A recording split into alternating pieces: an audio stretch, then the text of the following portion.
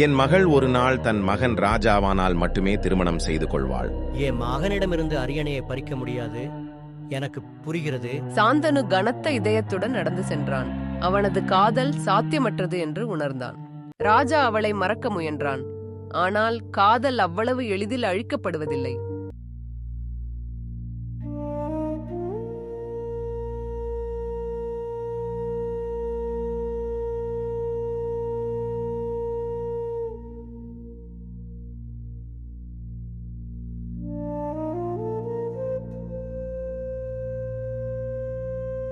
சாந்தனு வருத்தத்துடன் தனது படுக்கை அறைக்குள் செல்கிறார். என்ன செய்யலாம் என்று யோசித்துக் கொண்டே இருந்தார். ஆனால் அவருக்கு எதுவும் புரியவில்லை. பீஷ்மர் ஏதோ சரியில்லை என்று உணர்ந்தார். அவர் தனது தந்தையிடம் கேட்க முடிவு செய்தார். அப்பா, ஏதோ உங்களை தொந்தரவு செய்கிறது. உங்கள் இதயத்தில் என்ன வலி இருக்கிறது என்று சொல்லுங்கள்.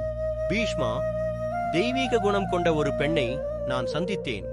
ஆனால் அவளுடைய தந்தை என்னால் கொடுக்க முடியாத விலையை கேட்கிறார். நிபந்தனையை சொல்லுங்கள். அவளுடைய மகன் ராஜாவாக வேண்டும் என்று அவன் விரும்புகிறான். நான் உன்னை காட்டிக் கொடுக்க முடியாது. நீ என் சரியான வாரிசு. நானே அவனிடம் செல்வேன். பீஷ்மர் சத்தியவதி தந்தையை அணுகினார். என் வாக்குறுதியை கேளுங்கள். நான் ஒருபோதும் அரியணையை ஏற்க மாட்டேன். என்ன, நீங்க தான் பட்டத்து இளவரசர்? என் தந்தையின் மகிழ்ச்சிக்காக நான் ராஜ்யத்தை விட்டுக் கொடுக்கிறேன். நான் வானத்துக்கும் பூமிக்கும் முன்பாக சத்தியம் செய்கிறேன். நான் ஒருபோதும் திருமணம் செய்து கொள்ள மாட்டேன், காதலிக்க மாட்டேன், ஒரு குழந்தைக்கும் தந்தையாக மாட்டேன். என் கடைசி மூச்சு வரை ஹஸ்தினாபுரத்தை பாதுகாப்பேன். அவருடைய சபதத்தில் வானமே நடுங்கியது. ஏனெனில் அது விதியை என்றென்றும் மாற்றியது.